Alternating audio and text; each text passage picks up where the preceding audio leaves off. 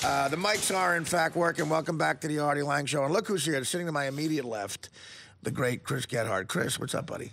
Not much. It is pronounced Gethard. I'm sorry. No, it happens literally every day of my life. Yeah, but that's embarrassing. I should know how to pronounce your name. No, that no one does. But you're on my show. Oh, I'm not going to be mad about it.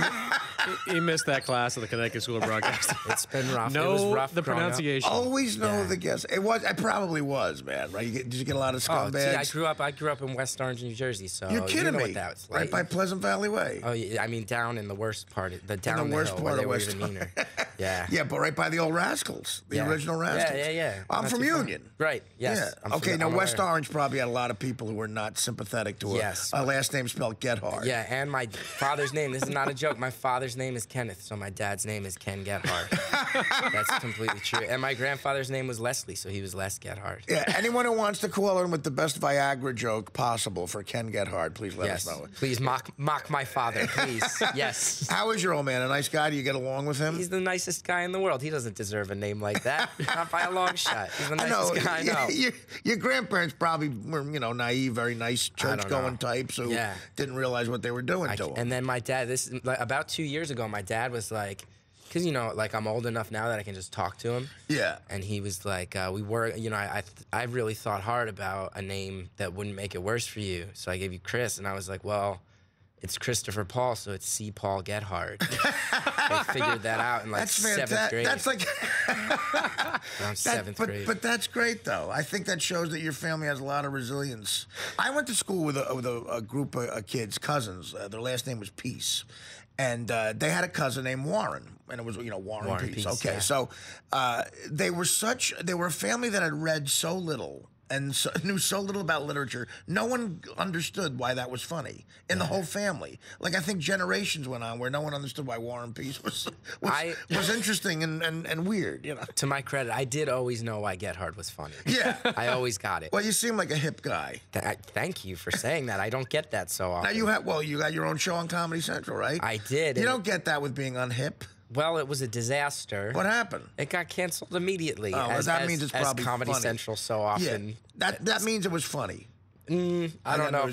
I think it had its problems. I don't necessarily. So you understand their stance in canceling it? Yeah, I get it. I got it, but it was rough. It was.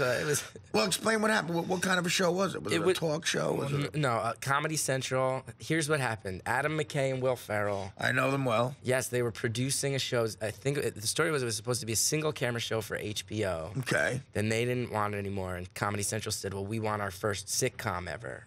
All right. So let's just turn your show into a sitcom. So a 4-camera with a studio audience sitcom. No studio audience. But 4 cameras shot like a regular sitcom? Yeah. The multicam setup, and then they multicam? We're talking showbiz. We're talking showbiz stuff. Industry insiders. Created by Desi Arnaz. Yeah, and then so they said no studio audience because we don't want it to have a laugh track. We want it to be a hip, modern sitcom.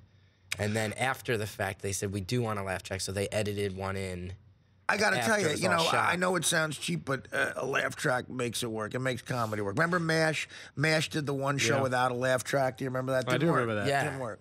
I get why you'd want a laugh track, but it seems like you should decide that before you I know, I understand.